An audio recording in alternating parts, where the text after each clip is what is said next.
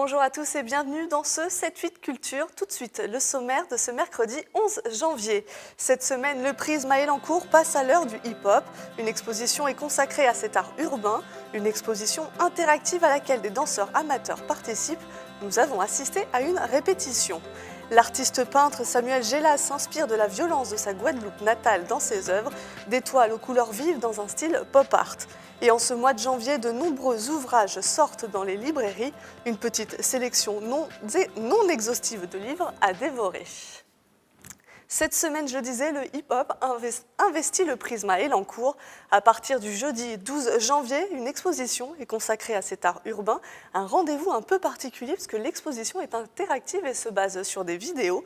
Des amateurs cinquantinois sont mis à contribution au travers d'une installation. Ils étaient en pleine préparation samedi dernier. Nicolas Dandry les a rencontrés. Regardez. Okay. Du coup, on peut faire des enchaînements, mais c'est assez simple en fait. Fabou est danseur professionnel. Ce samedi, il était là pour encadrer une dizaine de personnes qui performeront au Prisme. Je vais préparer les amateurs qui sont avec moi à une installation qui s'appelle Freestyle, où le but du jeu, c'est de mettre en relation des gens qui sont dans un espace avec d'autres personnes qui sont dans un autre espace via une connexion Internet et un iPad. Du coup, le but, c'est de faire danser les gens dans un endroit à l'autre, quoi. Pas de création particulière pour cette performance. Freestyle se base sur l'improvisation et sur l'interactivité. Pas de professionnels non plus. Les participants de cet atelier sont tous amateurs. Ça me faisait une occasion de partager avec le public, de danser, de préparer quelque chose d'assez professionnel avec un danseur d'une compagnie professionnelle et de partager avec le public plutôt que de danser dans ma chambre. Depuis toute petite, je danse en freestyle, autodidacte, plutôt hip-hop new style, donc debout. Déjà de rencontrer des gens. Il y a aussi le fait de pouvoir se lâcher. On ne connaît pas les gens devant qui on danse. Enfin voilà, et puis le fait aussi de pouvoir apprendre des nouveaux pas. Parce que moi je travaille beaucoup sur la house en fait. Et là on travaille un peu de break, de rock pop. D'être en contact avec le public, de leur transmettre des mouvements, de leur apprendre des choses ou que même eux ils peuvent nous apprendre. C'est aussi s'amuser, avoir une bonne ambiance. 4 heures de travail qui s'intègrent dans l'exposition Danse des guerriers de la ville, un parcours imaginé par la compagnie Parterre à découvrir le 14 janvier prochain. Jusqu'au 3 février, le Conservatoire des Arts de Montigny-le-Bretonneux accueille un jeune peintre diplômé de l'École nationale supérieure des arts de Paris-Cergy. Samuel Gélas s'inspire de son île natale, la Guadeloupe, et en dénonce une certaine violence, un sujet réalisé avec Mathilde Demilly. Des visages durs, effrayants, un enchevêtrement de personnages, des métaphores animales. À travers des œuvres réalisées entre 2014 et 2016, Samuel Gélas dénonce la violence. Je rentrais en Guadeloupe en 2014 et en 2014, la Guadeloupe était le département le plus violent français. Donc j'ai été frappé par cette violence que je voyais, que je côtoyais un petit peu de près. Et à partir de cela, j'ai entamé, en tout cas ça m'a inspiré pour une bonne série d'œuvres, des gangs, des artistes qui s'appellent les chiens laris, les hyènes, en fait, donc ils se donnent des noms d'animaux. Et je me suis inspiré de cela, je me suis aussi inspiré des contes créoles antillais. Une inspiration qu'il retranscrit dans de grandes toiles faites à l'acrylique et à la pierre noire, une certaine critique du monde à travers du pop art que l'on retrouve dans la deuxième partie de l'exposition qui, elle, s'inspire de négricide, un néologisme inventé par un artiste guadeloupéen. J'ai fait tout un travail en fait sur la dimension génocidaire de la traite négrière et toujours en utilisant des métaphores qui font référence au monde animal, ce genre de choses qui peuvent exprimer une certaine inhumanité.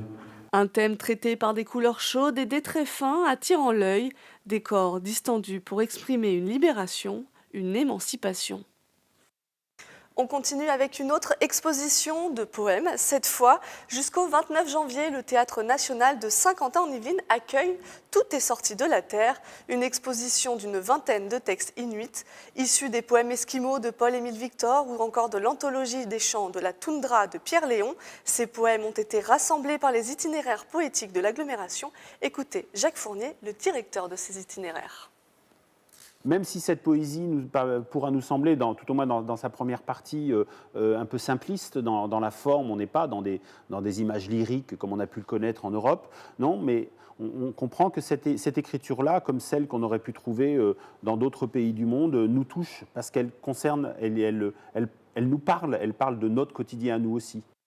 Cette exposition est proposée dans le cadre d'un spectacle Inuk, une création collective de l'unijambiste, un voyage vers le Grand Nord au Nunavik, la terre des Inuits.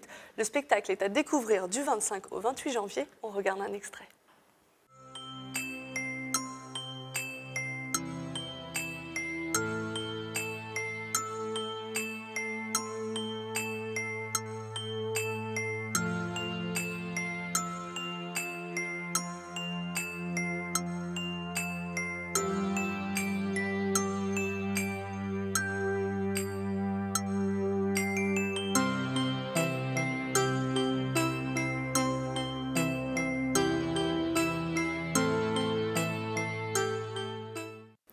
Et si pour 2017, vous vous plongiez dans des livres avec plus de 75 000 titres édités en moyenne chaque année, difficile parfois de s'y retrouver.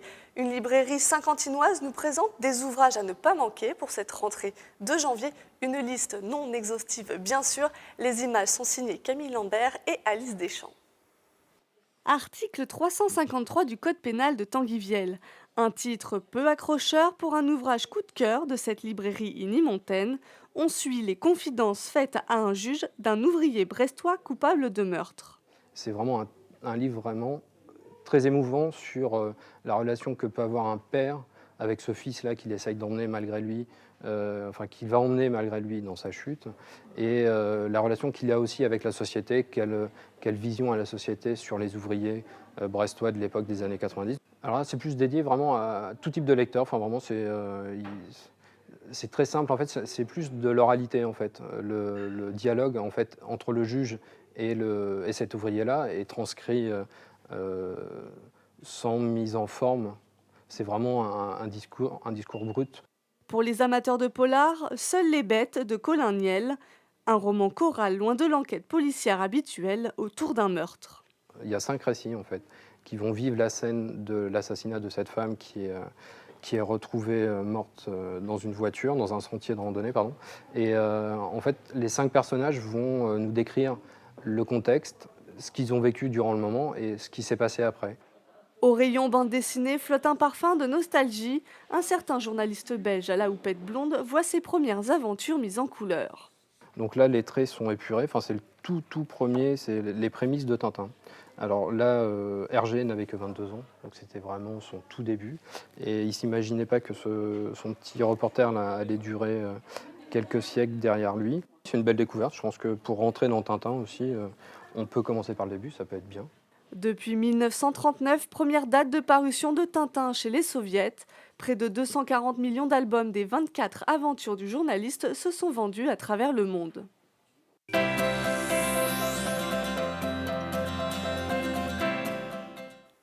Le coup de cœur cinéma de la semaine, c'est celui de Bertrand Pigné, des Yeux d'Elsa à Saint-Cyr-l'École. On l'écoute. Alors le coup de cœur du cinéma Les Yeux d'Elsa cette semaine, c'est un film sorti en 1977, probablement le plus grand film de 1977, et non, c'est pas Star Wars, c'est Sorcerer de William Friedkin, un film qui est complètement passé inaperçu à cause justement de Star Wars, et qu'on vous propose de redécouvrir au cinéma Les Yeux d'Elsa pour une projection unique, le vendredi 20 janvier à 20h30, projection qu'on accompagnera de discussions sur le film. On vous expliquera comment il est fabriqué et comment et pourquoi il a été fabriqué. C'est un film plein d'anecdotes qui devait rassembler Steve McQueen, Mastroianni, Ventura et qui finalement a rassemblé Roy Scheider, Bruno Kremer et bien d'autres.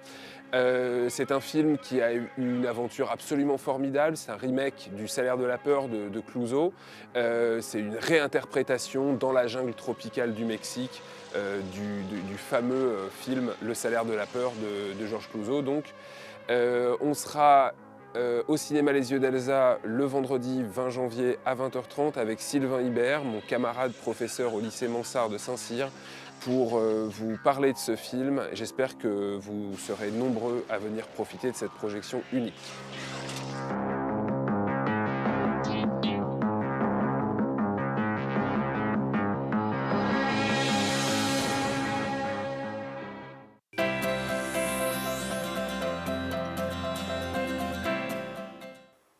Et comme chaque semaine, quelques rendez-vous à noter dans vos agendas.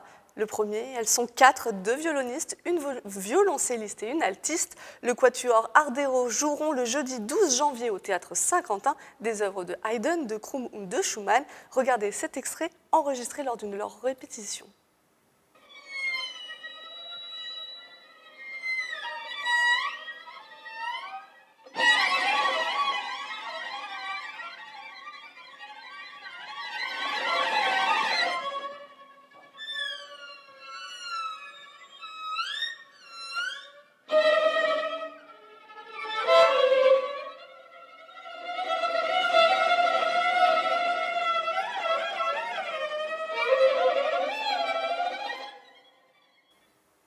Au Clé-sous-Bois, ce sera un concert de jazz. Ella Rabesson et le trio Aquaviva revisitent des standards de jazz, principalement ceux de la grande Ella Fitzgerald. La rage et la faim, nous serions tous heureux, est une création autour des sentiments, de l'enfermement et de bonheur. L'œuvre de la compagnie Le Dahu se joue ce vendredi au théâtre Eurydice. Regardez cet extrait.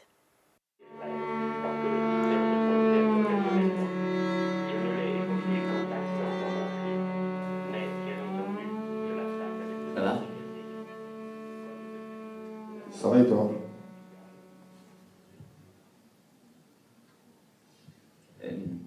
Ça fait combien de temps que t'es sorti là? Ça fait environ 2 mois.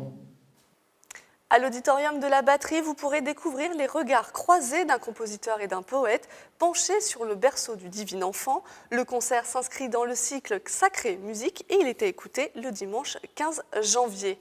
Pour les amateurs de cirque et de ballet, direction la Meurise à Trappes, les Gandini Jungling y présentent leur spectacle qui mêle du jonglage et de la danse avec une précision parfois mathématique. Regardez.